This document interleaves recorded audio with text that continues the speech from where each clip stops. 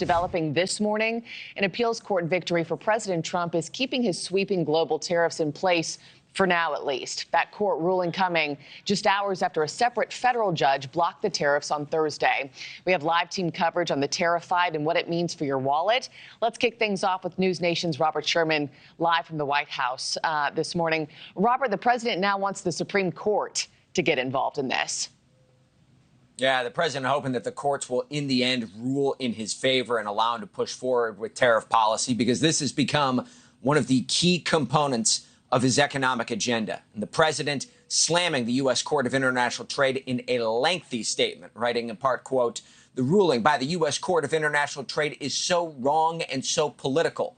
Hopefully, the Supreme Court will reverse this horrible, country-threatening decision quickly and decisively." That statement goes on to say that the president of the United States must be allowed to protect America against those that are doing it economic and financial harm. That is the argument that the White House is making. The president declared an emergency on the issue of trade, believing that these trade deficits need to be rectified, which is why the White House believes in the end they will prevail in court. Take a listen.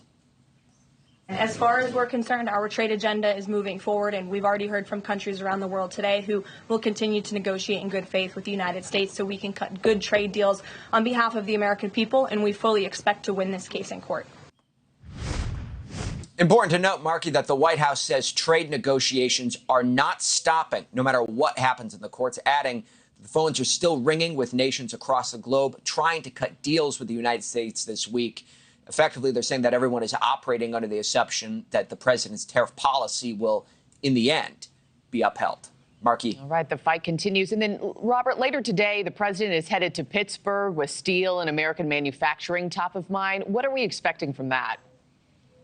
Yeah, I mean, this is all talking about this deal that the president has been stumping on between U.S. Steel and Japan's Nippon Steel. It seems as though that there are still some fine-tunings that need to be worked out here between these two sides. But this partnership and this investment by Nippon Steel, something that the president has been speaking rather heavily of. In terms of the impact that this could have, the president claiming this could create tens of thousands of jobs, add $14 billion to the U.S. economy, with U.S. Steel remaining in the United States. That's a key element to all of this that the president has talked about, with the bulk of the investment coming over the next 14 months. And, of course, Pennsylvania, the Commonwealth, known for its steel production there, a top 5 state in that avenue, and has a major economic impact on a key battleground state that the president carried en route to victory this November.